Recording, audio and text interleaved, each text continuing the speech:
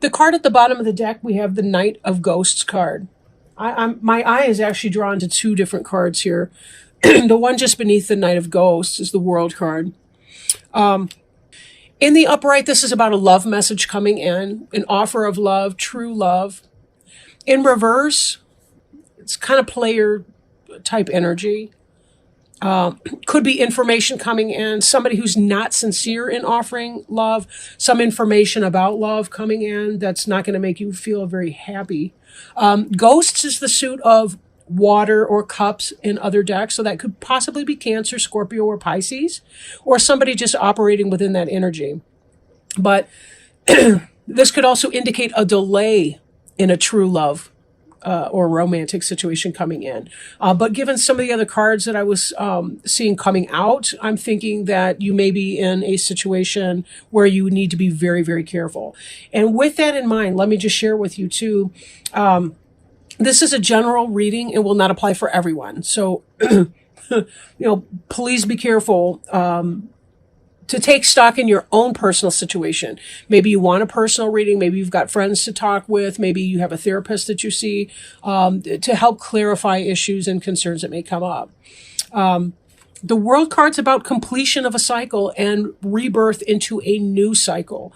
And these two coming out together, given some of the other cards that I'm seeing down here, this really did speak loudly to me, and that's why I drew it forth. Instead of just sticking straight up with the Knight of Ghosts. We will get back into this energy in a moment, but I don't want to get ahead of myself either with that. Again, I apologize for the sinus drainage. We have here the Queen of Ghosts, but she's in the reverse. In the upright, she's the loving wife, mother, partner, Cancer, Scorpio, Pisces, probably, possibly, or just somebody who is a lover or a wife. Or possibly, depending on your age and circumstances, could be your mom or somebody like that. But this really feels to me more like a romantic reading for some of you. The Queen of Ghosts in the reverse, she's somebody who's not being true to you. She's not being genuine. And then this is what's the energy that we're operating with. Then we see the Three of Ghosts, which could be celebration, but reversed like that, it tends to be a three-party situation. Third-party situation. So for some of you, it may be that your partner is cheating. It could also be the case that you are involved with someone and you know that she's in a relationship with somebody else. But either way, either she's potentially cheating on you or she's cheating on someone else to be with you. But either way, that's a third-party situation. And I don't think that that's something you're happy about. This is why I think it's happening to you and not from you.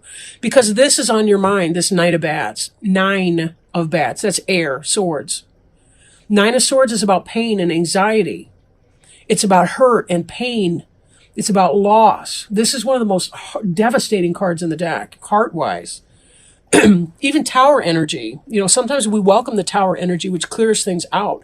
This is about having that awareness that something's not going well. You may already know what's going on. There may have been clues or signs, or maybe somebody told you that this person's not being faithful to you.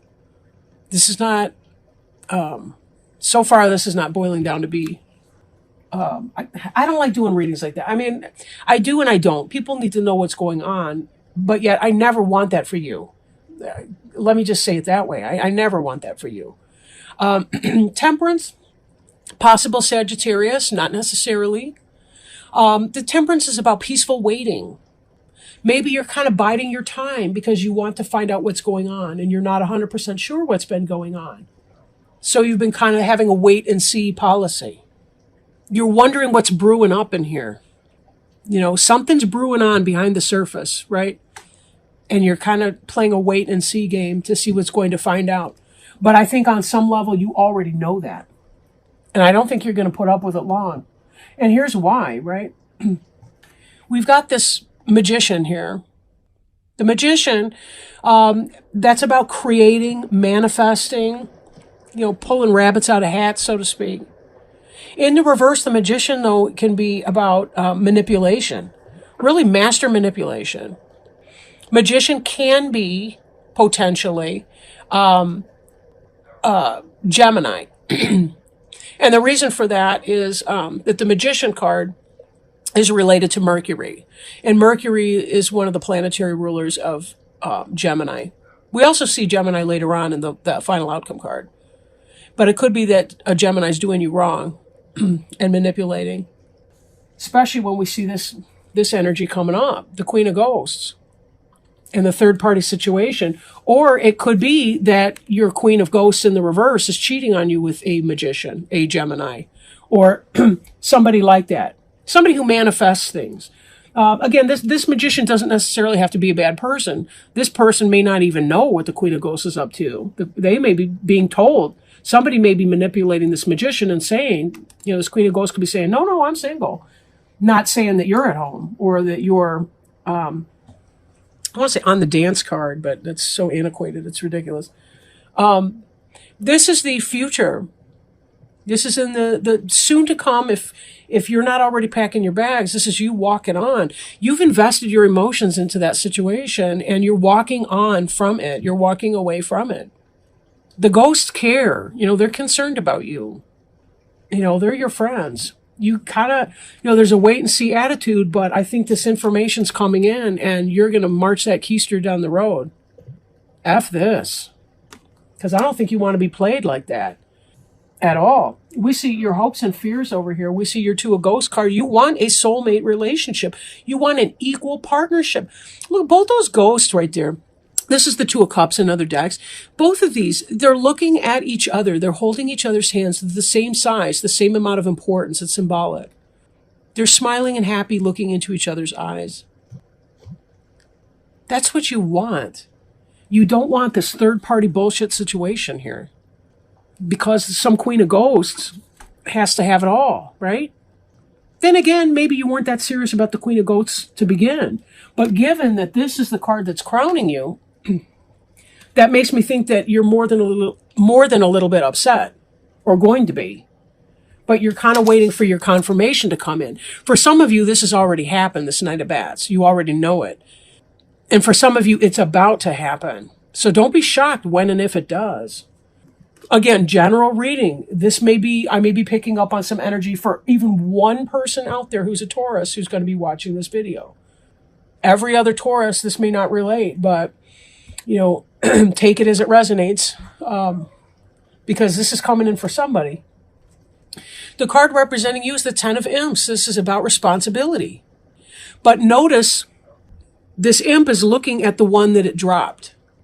Well, he's not an imp, I'm sorry, he's Quasimodo or whatever. But he dropped a hunchback. He dropped one of those imps, and he's looking at that. So's the cat. Everybody's focusing on the one that he left behind. That's this idea, the one that he left behind. You've been busting your hump. I couldn't help it. And I don't mean to make light of your situation, but you've been busting your hump. And there's a part of you that, in spite of all your responsibilities, you're still focused on what you're leaving behind. You need to keep your head pointed forward into where you're going and think less about what you're leaving behind, right? Wheel of Fortune is about fate and karma. Fate. Maybe finding this out for you is your destiny. It is your fate. Because until you leave the fuckery and the people that engage in that stuff behind, how in the hell are you ever going to manifest this? Or your future outcome card, your final outcome card, the Lovers. Head and heart decision here. And that could be about whether or not to walk away from this person. But it does look like you kind of know you're not putting up with that. Lovers card could be a possible Gemini, head or heart decision, or it could be that the lover of your life is going to be coming in. I like to think that this Knight of Ghosts will herald somebody new coming in, that this Wheel of Fortune could be you had to let go of this person engaged in the fuckery in order for you to be able to open the window, because I'm basing off the card here, for you to open the window for this new person, the real love of your life, to come marching in. And then you do get what you want. But you got to let go of that third-party situation. You got to know that you're worth that. We can't spin our wheels in something that's not going to move that way.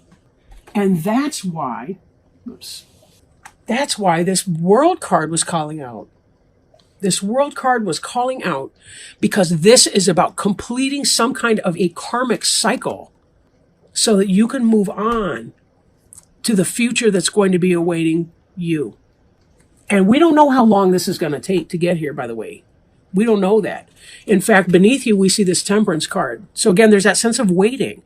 It's not going to be immediate when you're going to meet this person, this Lover's card situation.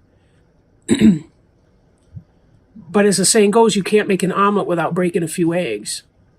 And it's going to take as long as it's going to take. But until you clear the path for it, this new can't come in. She's still looking at the past. She's reminiscing. Look, she's got the picture of this guy here. This is from Bram Stoker's Dracula, by the way. And in the story, I think was her name Lucy? Or no, wait a minute. I forget the names of the characters, but anyway, the heroine, she had that real estate guy that went to Transylvania or whatever. That's the picture of the guy from Transylvania, the stuffed shirt boring guy. And then here comes Mr. Passionate Lust through the window. Somebody who's way more exciting and who's going to create a balance with her, who's going to put her first, who's not going to leave her in this type of situation.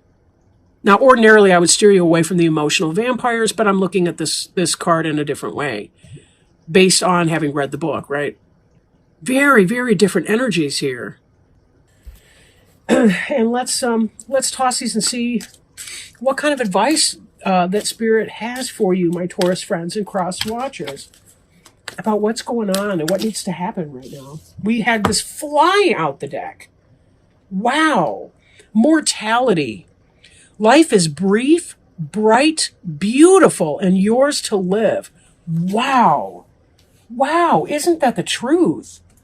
Isn't that the truth? We can waste our time spinning our wheels on this fuckery. Where in the hell did it go? Somehow I lost it. Yeah, on this third-party nonsense fuckery behavior, when we can march our ass on to our new destiny. Right? We can complete that cycle, be done with it altogether. We don't have to sit there. Let's see, that's number 42. Let me pull it up. Life is brief, bright, beautiful, and yours to live. If that there king was to wake, added Tweedledum, you'd go out, bang, just like a candle. I shouldn't, Alice exclaimed indignantly. Life is, as Tweedledum points out, a strange thing where we can go out in just a moment. None of us knows how long we have, and no matter what we believe or tell ourselves, we are all mortal in this form. This lifetime is just one brief, bright jewel. Alice denies this, but it is the truth. We are all mortal, and we all pass. We must know this so that we can hold on to the precious gift that is this existence. When this card comes, it does not mean you are about to pass. It is not a card of death, but a reminder of the beauty and the fragility of this existence. It urges us to take this life and make it as beautiful, as meaningful, and as full of adventure as we can. I really want to pick up this card right now. Too many of us live as if this life is a burden, awaiting another lifetime, or a heaven which will save us from difficulties and challenges of being mortal.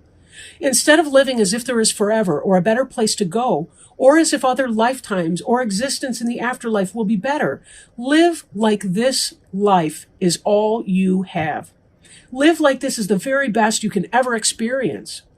Live like this is the greatest blessing, the most treasured gift you ever could have been given. Life like this, what? I'm sorry, there's a typo in the book. Live like this life is heaven, and your very existence is a miracle of creation. Because we can and we will go out like a candle someday. And when that takes place, the only true measure of a soul is what we did here with this priceless gift of human life. In divination, this card means appreciation of existence, relishing being alive, making the most of every moment, accepting mortality in ourselves and in others, living in the present and feeling joy at being alive. Wow, how powerful is that? Life is hard. It is really, really hard sometimes. But in order to really experience the things that we want in our life, we have to be willing to let go, right? We have to be willing to let go and to walk away from the situations that are harming us so that we can really find what it is that we want, really find our destiny. You know, part of this Wheel of Fortune card is that it's not only that the arbitrary spinning of the elephant on this wheel that turns around with us, we too have some kind of a say in how that goes by the choices that we make or the choices that we don't make. You know, as we choose not to move on from situations, we have to be the ones to manifest what it is that we desire. We kind of have to take control of the wheel sometimes in the ways that we can. Obviously, we can't control everything. We can control what we think, say, and do, even if we can't control what others are going to do or going to do to us. And with that, feel empowered to say, I'm going to live my best life, and that I don't have to put up with things that I don't want to put up with. And I don't have to deal with that kind of thing from other people. It's not my job or my responsibility to allow other people to treat me in that way.